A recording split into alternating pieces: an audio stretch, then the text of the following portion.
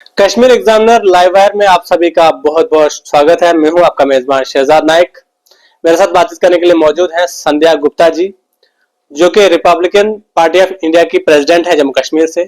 इनसे आज हम बातचीत करने की कोशिश करेंगे। मैम बहुत बहुत शुक्रिया बात करने के लिए। Thank you so much. Ma'am सबसे पहला मेरा सवाल आपसे यही है कि कैसे संध्या गुप्ता जी की जर्नी जो है वो स्टार्ट हुई और कब से जो है वो संध्या गुप्ता जी सियासत में? आप सियासत की बात कर रहे हैं?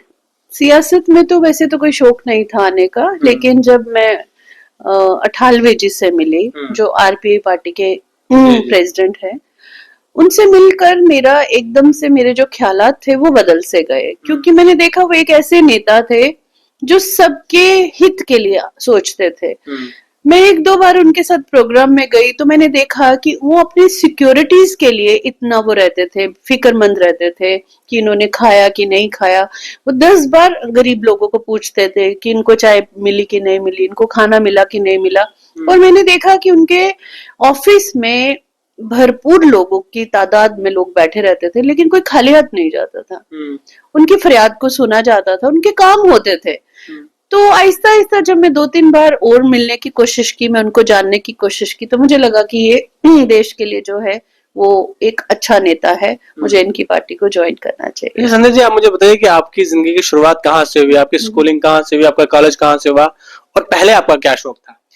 पैदा तो मैं कश्मीर में हुई थी, उधमपुर में भी घर था। अच्छा। दोनों जगह से स्कूलिंग हुई और मैं जब बड़ी हुई, कम उम्र में शादी हो गई, फिर मैंने अपने हस्बैंड को बोला कि मुझे कुछ करना है। जैसे कि सभी जानते हैं ऑलमोस्ट कि मेरे को एयर होस्टेस बनने का एक शौक था। अच्छा। लेकिन डोगरा फैमिली में जब हम पैदा होते हैं तो उनका फोकस होता है माँ बाप का कि बच्चियों को जैसे ही बड़ा होते हैं तो उनकी शादियां करा दो। जॉब करना हमारे खानदान में एक रिवाज नहीं।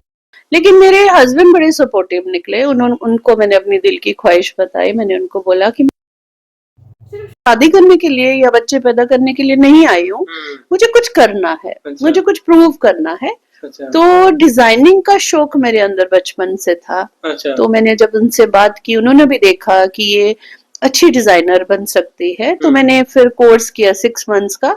तो मैं बताना चाहूंगी कि आज से ये 38 ईयर्स पहले की बात है। तब मैं पहली निफ्ट मोहाली में जो ब्रांच थी उसकी मैं पहली जम्मू कश्मीर की पहली इकलौती लड़की थी जिसने फैशन डिजाइनिंग का कोर्स 6 मंथ्स में ही खत्म कर दिया। आते ही एक ब्रांड की शुरुआत हुई जिसका नाम था अपीयरेंसेस, जिसको बहुत प्यार मिला। आज भी मिल रहा है, आज भी मैं मेहनत कर रही हूँ।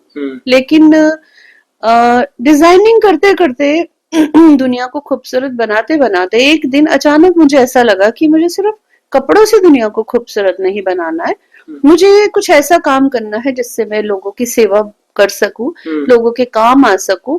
अब बारी आती है कि इस देश को खूबसूरत बनाया जाए, अपने जम्मू कश्मीर को खूबसूरत बनाया जाए। संध्या जी, आप मुझे बताइए, हमने आपकी कुछ जवानी की तस्वीरें देखी, बहुत खूबसूरत थी। आपने डिजाइनिंग का पेशा चुना, मॉडलिंग या फिर एक्ट्रेस बनने का शौक नहीं था आपने? शौक तो बहुत सारे थे बचपन से, लेकिन डुग्गर प्रदेश में पैदा होने के बहुत खामियाजे भुगतने पड़ते हैं। तो हमें ना मेरे परिवार में मुझे बोला गया कि आप फिल्म लाइन में आओ या थिएटर करो, ना ही माँ बाप के घर में ना ससुराल में।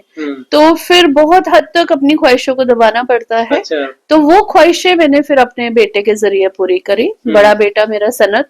अच्छा, आप मुझे बताइए कि आपके फैमिली में कौन कौन है और आपके बच्चे क्या कर रहे हैं? जी, मेरे 2 बेटे हैं माशाल्लाह। और जो बड़ा बेटा है उनका अपना एक ब्रांड चलता है सनत एंड हिमानी के नाम से। आज उन्होंने बहुत प्रोग्रेस की और जाने माने वो फैशन डिजाइनर है। मेरी डॉटर इन लॉ है हिमानी और मेरा बेटा सनत, उन दोनों के नाम से उनका अपना ब्रांड चलता है सनत एंड हिमानी। आप इंस्टा पे भी सर्च कर सकते हो। और छोटा बेटा सिद्धांत गुप्ता, वो 12th के बाद ही बॉलीवुड में चला गया था। अच्छा। जी, मैंने आपको बताया ना मेरे अपने कुछ शौक थे, मुझे भी एक अच्छी एक्ट्रेस भी बनना था, बड़ा कुछ करना था जिंदगी में। जो ख्वाब पूरे तो नहीं हो पाए, तो मैंने अपने बच्चों के अंदर वो ख्वाब पूरे होते हुए देखे। आज सिद्धांत गुप्ता एक बहुत बड़ा स्टार बन चुका है। उसने काफी बड़े बड़े प्रोजेक्ट किए हैं, जैसे अभी पीछे उसका जुबली आया है। अच्छा। नेट अमेज़न प्राइम पे वो बहुत हिट हुआ, जो उसका जय खन्ना का कैरेक्टर था। अभी रिसेंट जो चल रहा है वेब सीरीज चल रही है सोनी लिव पे, वो है फ्रीडम एट मिडनाइट। अच्छा उसमें जवाहरलाल नेहरू जी की पूरी जीवनी बताई है अच्छा कि कैसे 1947 में इंडिया पाकिस्तान का बंटवारा हुआ, अच्छा। उनके क्या क्या रोल रहे। तो उन्होंने उसने बहुत अच्छा किरदार निभाया है। और आज मैं बताना चाहूंगी पूरे वर्ल्ड में उसके पोस्टर लगे हुए हैं। आज जम्मू में भी आप जगह जगह देख रहे हो उसके पोस्टर लगे हुए हैं।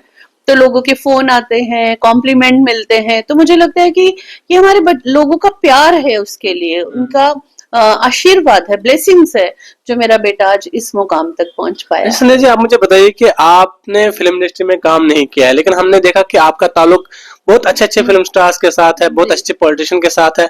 तो आप कैसे इस मुकाम तक पहुंच पाए कि इन लोगों के साथ भी आपका मिलना जुलना? जी, मैं वैसे फैशन डिजाइनर हूँ, तो मैं एग्जीबिशंस लगाया करती थी बॉम्बे में। ओके। तो वहां पे एग्जीबिशंस में बड़े बड़े स्टार आया करते थे। मेरी एग्जीबिशन मानी हुई एग्जीबिशंस में आती थी। अच्छा। और उस टाइम बड़े बड़े स्टार आते थे, तो उनसे एक स्टार से जब मुलाकात होती है तो उसके थ्रू आप दूसरे से मिलते हो, तीसरे से मिलते हो। फिर मैंने काफी ऐसे, मेरा एक बिहेवियर ऐसा है कि सबकी दोस्ती हो जाती है मेरे साथ। सो आज भगवान या खुदा पाक की नेमत है मेरे ऊपर कि आज एक ऐसा मुकाम हासिल किया है, चाहे वो बड़े बड़े पॉलिटिशियंस हैं या बड़े बड़े डॉक्टर्स हैं या ब्यूरोक्रेट्स हैं, या फिर मुझे लगता है कि बड़े फिल्मी स्टार हैं, डायरेक्टर, प्रोड्यूसर, सब कुछ, या वो सिंगर्स हैं, वो सब मेरे दोस्त हैं। और अच्छी खासी एक मेरी पहचान है बॉम्बे जैसे शहर में। अच्छा संजय जी, आप मुझे बताइए कि जब आप बॉलीवुड के स्टार से मिलती थी, कभी किसी बॉलीवुड एक्टर ने नहीं कहा संजय जी आप फिल्मों में आ जाइए, आप हमारे साथ काम? हाँ जी, बहुत बार हुआ, मुझे ऑफर्स भी आई, लेकिन मैंने बोला ना, फैमिली को पहले देखना पड़ता है। पहले माँ बाप को देखा, फिर हस्बैंड को देखना पड़ता था, तो उन्होंने अलो ही नहीं किया। तो बात वहीं खत्म हो जाती है। अच्छा, इसलिए आपको जो है बॉलीवुड में जाने का जी मौका नहीं जी मिला। जी।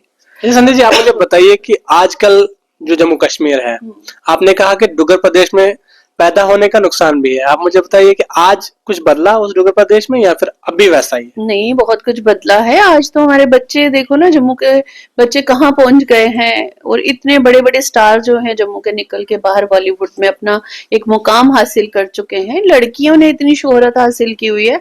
अब तो बहुत कुछ बदल गया हुआ है जी। वैसे आप सोच रही हैं कि अगर उस वक्त हुआ होता तो काश आज मैं भी बॉलीवुड में होती? हाँ, वो काश तो काश ही रह गया। अगर वैसा होता तो आज मैं भी एक बॉलीवुड का एक चमकता हुआ सितारा होती, कुछ अच्छा मुकाम हासिल कर दिया होता, या मिसेस यूनिवर्स या मिस यूनिवर्स तो जरूर रह गई होती। क्या बात है। संजय जी, आप मुझे बताइए कि आप पॉलिटिक्स के हवाले से ज्यादा हम जानेंगे नहीं, लेकिन यही पूछना चाहूंगा कि आपने रामदास अठावले जी की पार्टी में जो है वो शमूलियत इख्तियार की है। क्या जम्मू कश्मीर की कोई ऐसी रीजनल पॉलिटिकल पार्टी या फिर हिंदुस्तान में और भी बाकी पार्टियां हैं, कोई आपको अच्छी नहीं लगी जो आपने जो रामदास अठावले वाली पार्टी जो ज्वाइन की? मेरा पहले मकसद नहीं था कि मैं एक पॉलिटिशियन बनूं। आज भी मुझे लगता है कि मेरे अंदर वैसी कोई ऐसी चीजें हैं ही नहीं कि मेरे को लगता है कि मैं पॉलिटिशियन बन सकती हूँ। लेकिन जैसा कि आपको पता है कि रामदास अठावले जी सोशल जस्टिस एम्पावरमेंट के ही नेता है। मेरा एक ट्रस्ट है वुमेन क्लब मेरी पहचान, जिसके अंडर हम बहुत काम करते हैं, एजुकेशन देते हैं बच्चों को। कितनी ही ढेर सारी बच्चों की शादियां करा चुके हैं। डिसेबल लोग बच्चे आते हैं, उनको ट्राईसाइकिल, व्हील चेयर, सब कुछ दिया है। और वो मेरा जो ब्रांड है अपेयरेंसेस, मैं वहां कमाती हूँ, लोगों की सेवा करती हूँ। लेकिन आपको पता है कि महंगाई बढ़ती जा रही है और लोगों की तादाद भी बढ़ती जा रही है। लोगों की जो ख्वाहिशात है वो मेरे साथ जुड़ी हुई है। उनको लगता है कि संध्या गुप्ता एक ऐसा चेहरा है या एक ऐसा नाम है जो बिना किसी रीजन के लोगों की सेवा करती है। जब नेता ही हमें मुझे ऐसा मिल गया तो मुझे लगा कि ये नेता मेरे बहुत काम आएगा, मेरे लोगों के काम आएगा। और मैं इस नेता की पार्टी को चुनकर मैं लोगों के काफी मसलियात जो है वो हल कर सकती हूँ। आप मुझे बताइए कि आपकी लव मैरिज हुई या अरेंज मैरिज? नहीं, अरेंज मैरिज हुई। वहां हाँ, उस टाइम लव मैरिज तो कोई सवाल ही नहीं उठता था। छोटी सी उम्र थी, 10th में मैं पढ़ती थी। अच्छा, बहुत जल्दी शादी? जी, हस्बैंड ने देखा, पसंद किया और शादी हो गई। अच्छा, हस्बैंड ने पसंद किया, आपने पसंद किया था? नहीं, मुझे नहीं पता था। मेरे हस्बैंड ने मुझे कहीं देखा होगा। अच्छा। तो उन्होंने रिश्ता भेजा, फिर माँ बाप ने स्वीकार कर लिया। अच्छा। तो मेरी आपके हस्बैंड जी क्या करते हैं?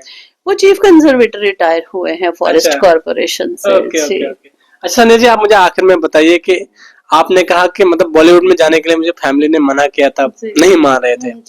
जब आप सियासत में गए तब घर वालों की तरफ से कुछ बताया गया, आपको मना किया गया? नहीं, अभी तो मैं खुद की मालकिन हूँ। अच्छा, आप खुद की मालकिन यस, अब तो मैं काफी पीछे 7-8 सालों से मैंने जो निर्णय लिए वो मैंने खुद के लिए लिए। अच्छा। मुझे लगा कि अपीयरेंस तो एक नाम ब्रांड है, लोगों तक पहुंच गया है, लेकिन संध्या गुप्ता क्या है? हाँ। संध्या गुप्ता की अपनी खुद के नाम की एक पहचान होनी चाहिए। बहुत सारे लोग मुझे ऐसे पूछ रहे भी हैं कि आप इतना काम करते हो, इतना सोशल काम करते हो, जितना कमाते हो लोगों पे खर्च कर देते हो, मिलता क्या है? तो मैं उनको बोलती हूँ कि सुकून मिलता है, प्यार मिलता है, मोहब्बत मिलती है। और वो मोहब्बत जो है वो लोग है जिनकी मैंने सेवा की है।